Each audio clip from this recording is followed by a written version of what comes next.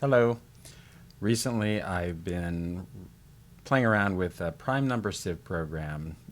Dave Plummer on the video YouTube channel Dave's Garage, he posted a video where he was basically just trying to compare different programming languages for their speed. And he told the story about I think it was middle school, he and a bunch of friends were competing on writing the fastest prime number solving program. And yeah, I got interested in that, and I'm sure I've written it many times before. Um, but this time I thought, well, why don't I write it in C and just see how much performance I can eke out of it. So in this video, I'm going to go through what is a prime number sieve, if you don't know, real quickly. And then I have a number of different approaches and some tricks, and talk about exactly how I would go about optimizing a program like this. It is kind of a unusual exercise. You almost never do this level of optimization in a career in computer programming, but it is a fun puzzle and it's a fun challenge, especially if you have other people who are writing similar programs. You just kind of see who can get the fastest program working.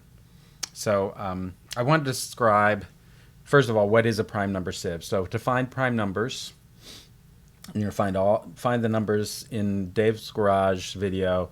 He was finding all the numbers less than 1,000,000 that are prime, and it uses a technique called the Sieve of Aristophanes, or Aristophanes. The idea is that you are going to start off with the smallest primes, like 2, and then you're going to mark off in the list of all possible primes any multiple of 2, which cannot be a prime because it's a multiple of 2. So what was that? So imagine we have I'm just going to draw a grid that represents kind of the numbers, and we'll just, like, we would start numbering 2, 3, 4, 5, 6, 7, 8, 9, 10, 11. Imagine this goes all the way up to 1,000,000. Okay, so we're going to say 2 is prime, and then we go through and we cross out all the even numbers after that. And we're just going to go through memory. In the computer, we'd be using bits to, we'd be setting or clearing bits to mark them off as being not possibly prime. And then we'll go up to 3, and we'll do the same thing with that. So 3 is prime, but the powers of that, so 6 is still not prime, 9 is not prime, 12 is still not prime, 15 is not prime, and 18 is still not prime, and then 21 is not prime. Okay. And then we have one more prime to look at in this particular example, 5. And so here we'd go 10 is not prime, 15 is not prime, 20 is not prime. Well, we already had those all marked off. So then, now the reason we actually only have to go as high as the square root of the total number of elements. And the reason for that is if you find a number that's divisible by something greater than its square root, then the other divisor has to be less than the square root. So you've already found that factor of the number. So once you go up to the square root of it, you've already marked off everything in this table. So for 1,000,000, we have to go to primes up to 1,000, and then we'll mark all those. We'll sweep through the array and mark all those off. But for this case, up to 5 is sufficient. And then you have the final step, which is just identifying all the numbers that are remaining in the list that are prime. So now we have the primes up to less than 22, which are these primes here. Oh, I forgot to circle that one. 7, 11. There's 11 there hiding. 13, 17, and 19. Okay, so that is the Sieve of Aristophanes, and we're just going to do it on a big scale with 1,000,000 numbers all at once. So I will go ahead and show you my first simple attempt of that, and a perfectly fine program. So here's the most straightforward way of doing this prime number sieve. A million for on a modern computer is not very many bytes, so we can just allocate 1,000,000 bytes, and we'll just store a 0 or a 1 in each byte, and then we can use that to mark off the numbers in our sieve. So let's take a look at how that program would work. So here's a function, count prime bytes. The reason it's just saying count, it's going to do a full sieve, and then it returns the number of primes that it actually finds. And that's just for error checking to make sure that we already have encoded here. We expect there to be 78,498 primes under 1,000,000. So we just have a little test code in here to make sure that each of these algorithms that I'm going to talk about actually do find all the correct number of primes. So anyway, this function takes in the maximum number. So this function will work for any number of primes, and it'll just allocate as much memory as needed.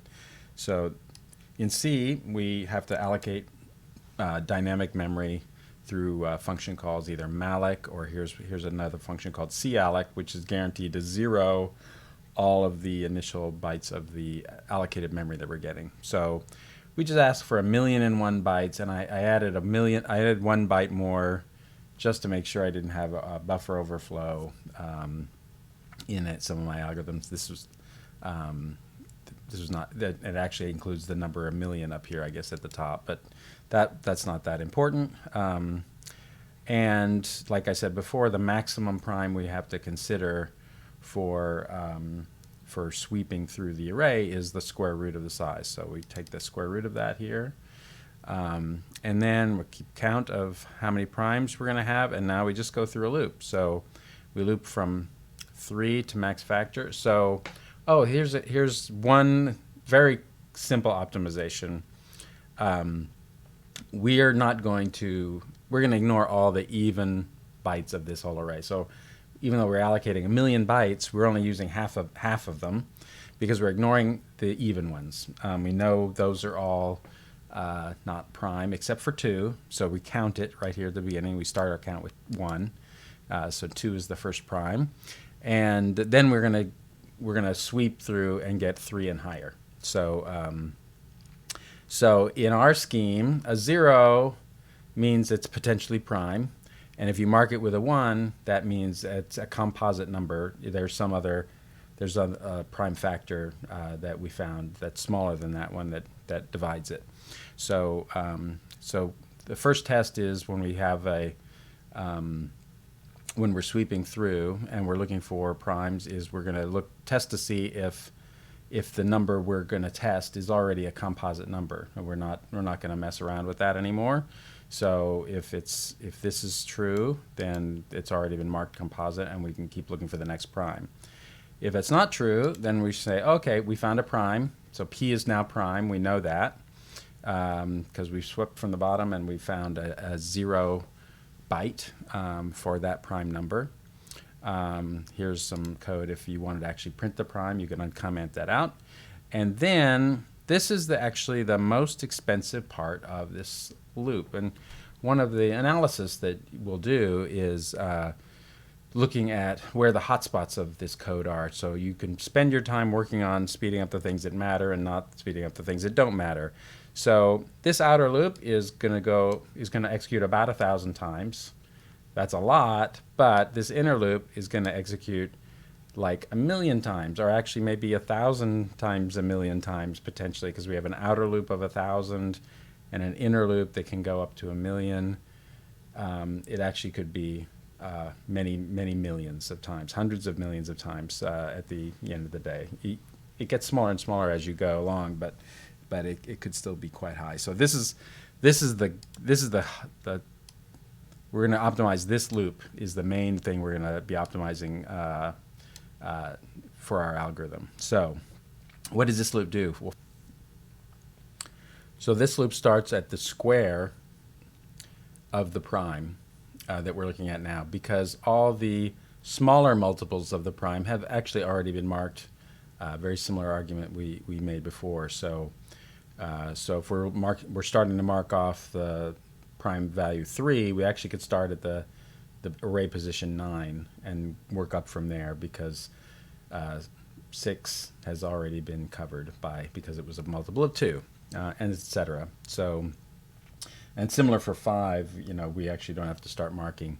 Again, my example before, 5 doesn't have to start marking off multiples of 5 until 25, because 10 and 15 and 20 were all multiples of smaller primes, and they're already marked off.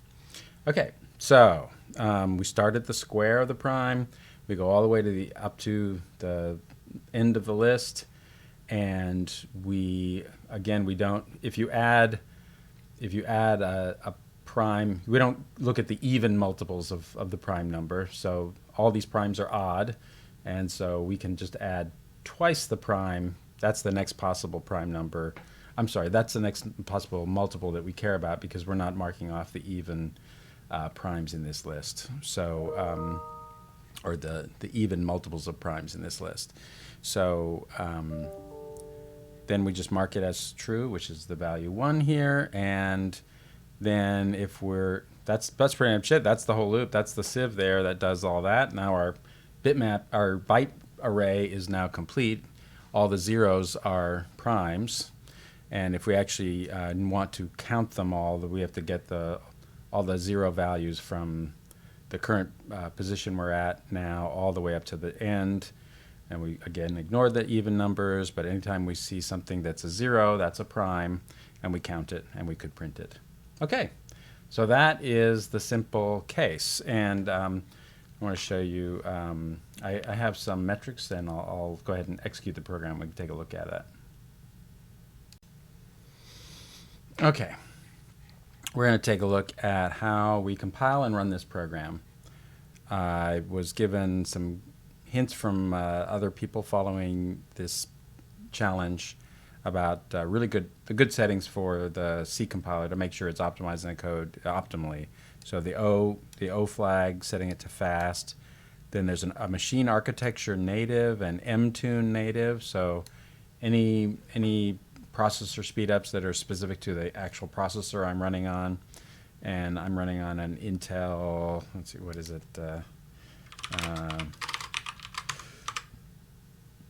Oops. I am on an Intel i8 8700K at 3.7 gigahertz. And unroll all loops. That just means if it notices that it can take a loop and expand it out instead of looping through, it won't unroll a million element loops, but it will do some amount of loop unrolling, I think. And I'm not sure if that is actually being used. That optimization is being used, but I left it in there.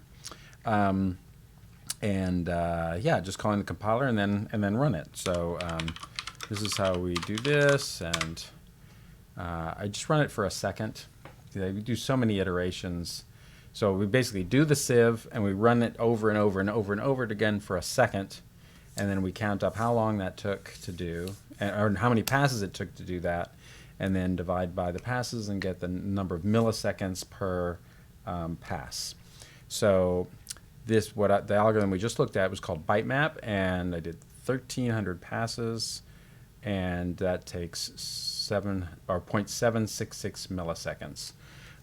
If you watch Dave's Garage videos, he does 5 seconds of passes, so multiply the number of passes by 5 for comparison of the speeds he got on some other programming languages.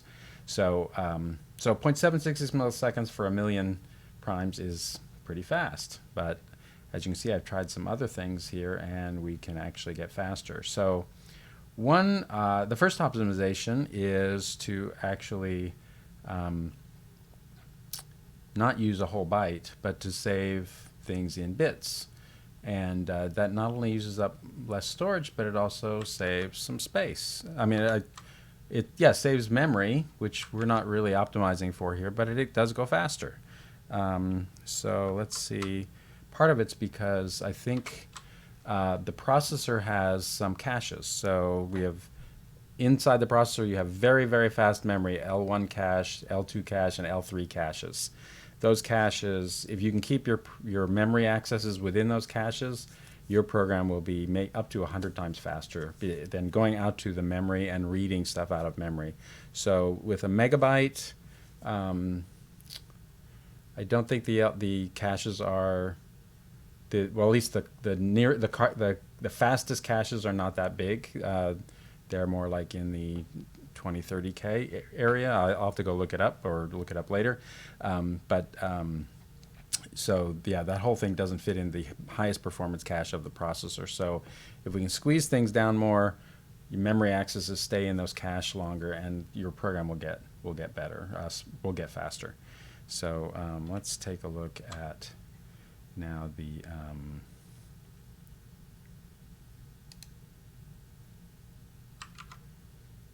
let's see.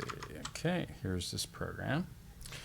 The next program in our list, which is the same thing but using bitmaps, and it's pretty standard. There's standard kind of bitmapping. It doesn't get that complicated. You basically say, if I want to get the index of which, I'm gonna use so the way I've written this is I use what I call words of memory. So I'm gonna access things as a whole word at a time. Now the word could be different sizes. I'm actually using 64-bit. Oh, this comment is old. 64-bit is the fastest for the final algorithms I was doing. For a long time, most of my algorithms were fastest on 32-bit. And only after I added a bunch of other optimizations and I switched back to 64-bit did it get faster still. So this is a special type, uint64. It just says, give me a 64-bit integer, unsigned integer, and that's the word size we're going to use. So if we're going to access things words at a time, so in our case 64 bytes at a time.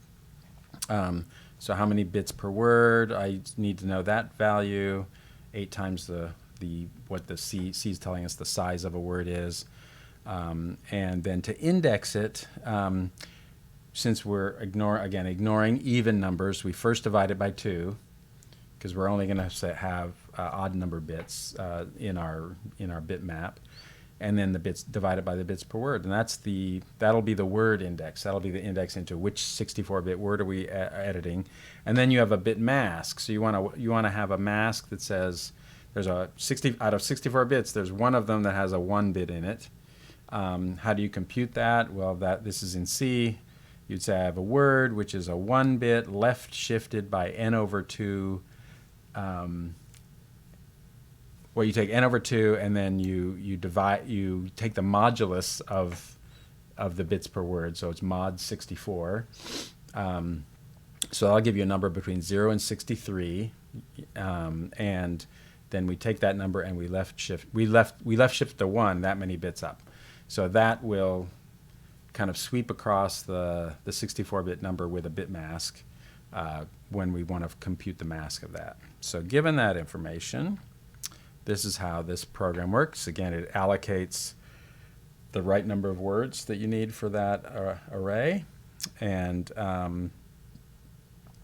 again, we get 2 for free, the prime number 2 for free. This looks exactly the same. We loop from primes 3 to the square root of 1,000,000. But now, instead of just pulling out the byte, we have to do a bit mask operation. So this is a little bit more expensive, and especially if you look at these macros, we have the index of operation, which is doing a division, an integer division, and the mask of operation, which is doing a modulus operation. And so those are going to be expensive, and they're inside of a loop. So that will cause some slowdowns. But this is how we test whether that bit is on or not. We'd read that word out of memory and AND it with that mask, do a bitwise and if it's non-zero, or if it's non-zero, we know it's composite and we just continue. Okay, so then if it's 0, we count it, possibly print it, and then here's that hot inner loop. And I guess I made a comment here. So like this was executed 800,000 times for scan up to 1,000,000. over the whole algorithm. So it's a lot less than I said, but it's on the order of 1,000,000 times total. So it's the same loop that we had before, except now instead of just writing a 1 into the byte, we have to OR it in because there are other bits in there we don't want to disturb. So we do the OR equals function, which is just going to take the value out of the previous word and then take the mask and do a bitwise OR and then write that back into memory. And then when we count, and then when we're all done with the sieve, we count that up and we end up with the same, basically the same algorithm, except it's using bits instead of bytes, and it's faster. So how much faster is, let's see. So you look at how much faster it is, and the bitmap version of this is 0.546 milliseconds per pass as opposed to 0.766 milliseconds. So maybe we saved, what, 30% of the speed of this algorithm. Okay, so now we have to get, I was thinking about how to get even faster, and if you think about it, like we have a lot of other, we skipped over the even numbers, but can we do better by even skipping over, say, multiples of 3 as well? And it turns out you can do that. And let's go through here. Let's see. So now we have this code, which ignores the multiples of 2 and 3. And the way you do that is you recognize that you only really have to test the numbers that are congruent to 1 or 5 when you take a mod 6. So there's only 2 out of every 6 numbers if you take the numbers 0 through 5. That's an aberrant case because 1's not a prime, but only 5 could be possibly prime if you're ignoring multiples of 2 and 3. And then if you go from 7 to 11, then only 7 or 11 could be are not multiples of 2 and 3 in that list.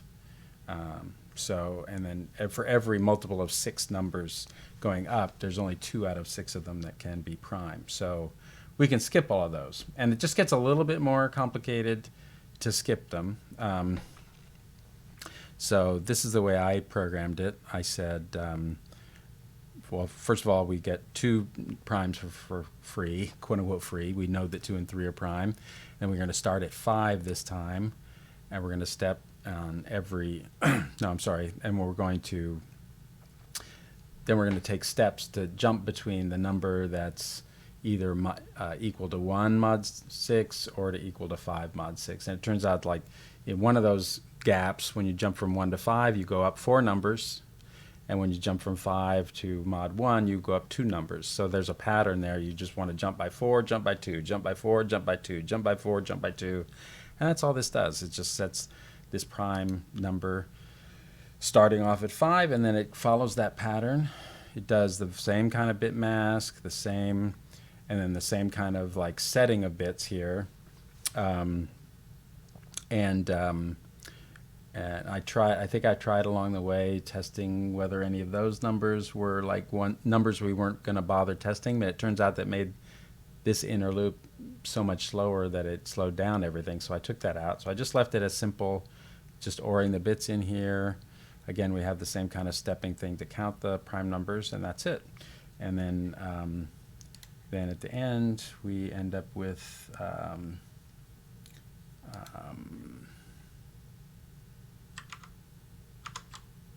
we go. Then that one, bitmap 2 of 6, was what, 10, 12, 20%, no, about 20% faster even than that. And so I said, well, let's just keep going. And so I wrote another program, which another function, which then actually considered that out of any consecutive group of 30 numbers, we take out if you take out also the multiples of 5, so you now take out the multiples of 2, multiples of 3, multiples of 5, then out of any group of 30 consecutive numbers, only 8 of them could be potentially prime. So that then reduces it down again, like you have like 20% fewer numbers to even test. So so in that case, let's see, let's take a look at that, and we end up with something like this. So only the numbers mod 30 that are congruent to 1, 7, 11, 13, 17, 19, 23, and 29 can possibly be prime. So very similarly, we allocate the same size bitmap. We're using the same size bitmap as before. There's no compression going on with that. And then we would go through, it's more complicated because you have all these kind of candidates to go through and the step sizes between the candidates. And so this function does that. So it goes through stepping through to each of those candidate positions in groups of 30. And but then I added, so this algorithm here actually got tweaked a lot more because I started looking at the inner loop now to optimize it even further. Let's see if I can find yeah, so now it gets a lot more complicated. There were just a couple more tricks that I used. In this particular version of this algorithm, it started off as simple as the one that was going by groups of 6, but the groups of 31 was the leader. It was fastest, and so then I started to spend more time to try to see if I could optimize that one some more. So if you think about going through the prime number sieve, you are going to be, every time you're reading a word and then only setting like 1 bit. Remember, the slowest part is that sweep where we actually are setting bits. The outer loop we can kind of ignore because it's not called that many times. So in that inner loop, we're setting bits. We want to make that as fast as possible. So we're doing all this work like computing bit masks and calculating. Well, we calculate calculating the index into the array, and that's a division by 64, and those can get kind of expensive. So we want to try to pull that stuff out of the loop and then combine as many bit operations. So if you think about it, like our first prime we're going to start sweeping is multiples of 7. If you have a 64-bit number, that 7 is going to actually be hitting inside. We'll be changing the same bits in the same number as many as 8 times.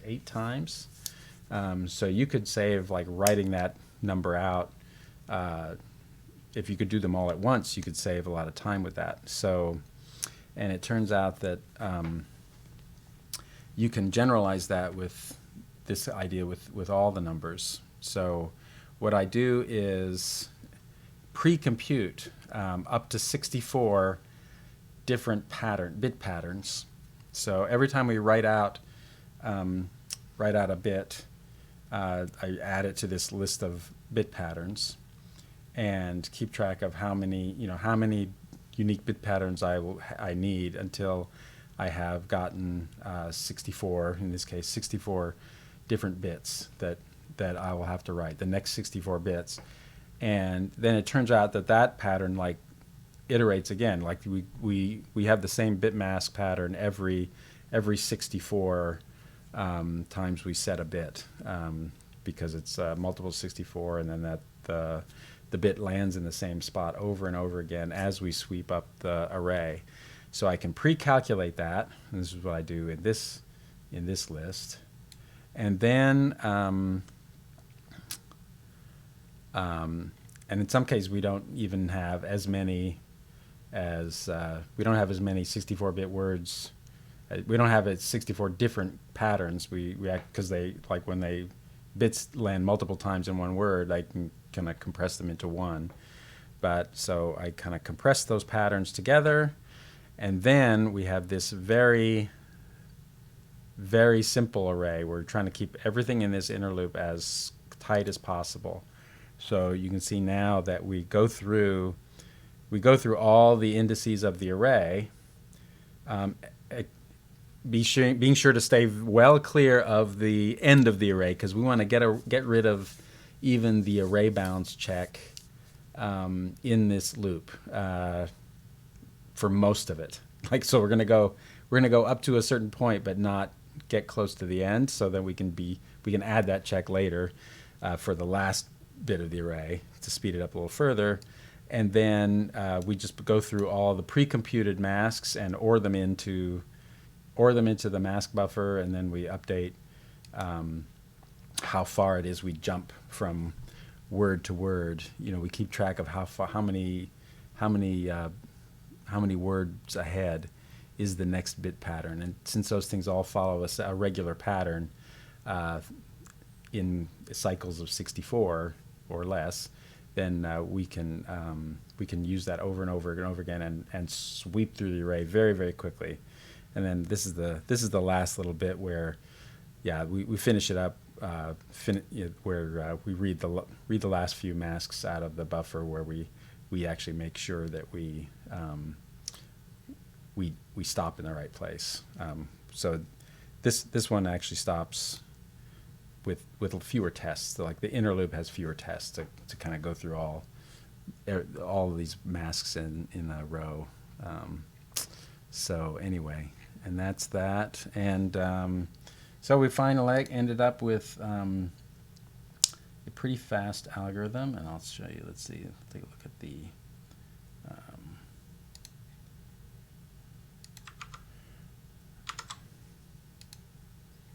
yeah, and you look at that. That speed here is 0.203 milliseconds per pass, and I think if you ran this with like a full 5 seconds of time for each algorithm, then you can get the number of passes that are comparable to the execution runs that David Garage had. So I think his in C++ was like around 5,000 passes in 5 seconds, something like that, if I'm remembering it right. So you can see all these algorithms here are faster than that, but that highly optimized one, 24,000 passes, is maybe 5 times faster than that other algorithm in just written in C++. So pulling out all the stops and trying to, you know, find the hot spots, and just frankly really just kind of trying different ideas successfully over a couple days. Actually just broke through and started speeding up quite a bit. So that was fun. All right, I hope you enjoyed that, and we'll talk to you later.